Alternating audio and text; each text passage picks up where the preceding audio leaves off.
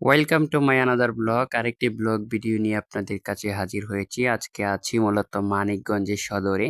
মানিকগঞ্জের বিষয় নিয়ে আপনাদেরকে কিছু তথ্য দেওয়ার চেষ্টা করবো ইনশাল্লাহ। ধৈর্য সহকারে ভিডিওটি দেখতে থাকেন। মানিকগঞ্জের মানুষদের জেলাটা যথেষ্ট পরিমাণ উন্নত রয়েছে। এটি কিন্তু ঢাকার পাশেই জেলাটি অবস্থিত। এই জেলার মানুষ প্রায় 90% পুরুষ মানুষই কিন্তু প্রবাসী। এই জেলাতে প্রবাসীর সংখ্যা খুবই বেশি। আমি যতটুকু খোঁজ নিয়ে দেখেছি এই জেলার প্রত্যেকটা ঘরের 2 থেকে 3 জন পুরুষ মানুষ তারা প্রবাসী। আর প্রবাসী সবচাইতে বেশি সৌদি আরব প্রবাসী বেশি এই জেলায়। এই মানিকগঞ্জ জেলার সবচাইতে প্রবাসী হলো সৌদি আরব। সৌদি আরবে গিয়ে তারা অনেকেই আমি খোঁজ নিয়ে দেখেছি তারা ওই দেশে গিয়ে সৌদি আরব গিয়ে তারা নিজেদের বিজনেস খুলেছে। প্লাস কেউ অনেক প্রায় 30-40 বছর যাবতও অনেক লোক কিন্তু তারা সৌদি আরব প্রবাসী। এই জেলায় উন্নত হওয়ার মূল চাবিকাঠি হলো এই জেলার মানুষ খুবই কর্মঠে, তারা কাজ করতে ভালোবাসে।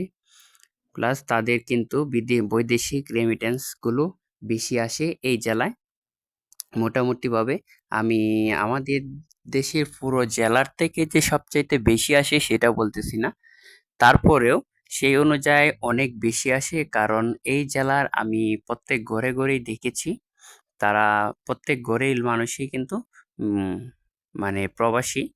তাদের প্রধানই মানে যে আর্নিংটা, যে টাকার যে উৎসটা সেটা কিন্তু বৈদেশিক, বিদেশ থেকেই আসে। তাদের আত্মীয় ভাই বাবা তারা কিন্তু বিদেশ থাকে, যারা প্রবাসী তাদের কাছ থেকে কিন্তু যে অর্থটা আসে সেটা দিয়ে কিন্তু তাদের এই এলাকা জেলায় যে দেখতে পাচ্ছেন আপনারা বাড়িঘর দেয়ালগুলো যেগুলো তারা ভবনগুলো নির্মাণ করেছে সেগুলো কিন্তু তাদের সেই প্রবাসীদের রেমিটেন্সের টাকায়।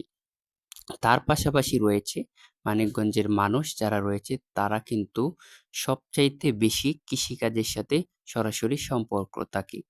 তারা কিন্তু প্রচুর পরিমাণে কৃষি কাজ করে, খুবই অনেক ধরনের কৃষি উৎপাদন তারা করে। তারা কিন্তু ধানের পাশাপাশি ভুট্টা, সরিষা, ধনিয়া এবং অন্য যে সবজিগুলো রয়েছে, কাঁচা সবজিগুলো রয়েছে সেগুলোও কিন্তু তারা রোপণ করে এবং তাই এই জেলাতে উৎপাদন হয়। এই জেলার মানুষ সবাই কিন্তু, পুরুষ আর মহিলা নেই, সবাই কিন্তু সরাসরি কৃষিকাজ করে। বিশেষ করে এই জেলার রাস্তাঘাটগুলো মোটামুটি উঁচা আছে। বাট এই জেলায় যদি আপনি ঘুরতে যান তাহলে রাস্তা থেকে সাবধান, খুবই সাবধানে গাড়ি চালাতে হবে। রাস্তাগুলো কিন্তু অনেক বাঁকা। আর এই রাস্তা থেকে যে নিচে অনেক নিচু, আপনারা দেখতে পাচ্ছেন যে রাস্তা থেকে বাড়িঘর দেখবেন, বাড়িঘর কিন্তু ভালো করে দেখা যায় না, অনেক নিচু দেখতে পাচ্ছেন আপনারা। যদি ভুলক্রমেও যদি রাস্তা থেকে নিচে পড়ে যান তাহলে আপনার বাঁচার চান্স খুবই কম। তাই এই জেলায় যদি আপনি যান ঘুরতে তাহলে অবশ্যই খুবই সাবধানে গাড়ি চালাবেন, কারণ রাস্তা অনেক বাঁকা। সেই রাস্তা দিয়ে চলতে গেলে আস্তে আস্তে চলতে হবে। যদি দ্রুত চলতে চান তাহলে কিন্তু দুর্ঘটনার শিকার হবেন। এই ব্রিজটা মূলত কিছুদিন আগে হয়েছে, প্রায় 4 বছর আগে। এর আগে ছিল না। এই জায়গায় কিন্তু ফেরি দিয়ে তারা পারাপার করতো, আমি যতটুকু জেনেছি তাদের কাছ থেকে জিজ্ঞেস করে। এখন এই ব্রিজটা মানুষের কাছে পর্যটনের জায়গা হয়েছে। এই জায়গায় কিন্তু প্রত্যেকদিন বিকালে অনেক মানুষ এসে ভিড় জমায়, তাদের আত্মীয় স্বজন পরিবারদেরকে নিয়ে আসে, এসে এই ব্রিজে তারা সময় পার করে। সো আশা করি ছোট্ট ভিডিওতে কিছু তথ্য দেওয়ার চেষ্টা করেছি মানিকগঞ্জ সম্পর্কে। ভালো লাগলে অবশ্যই চ্যানেলটিকে সাবস্ক্রাইব করে দিবেন এবং অন্য কোনো জেলার যদি ভিডিও চান তাহলে অবশ্যই কমেন্ট বক্সে জানিয়ে যাবেন।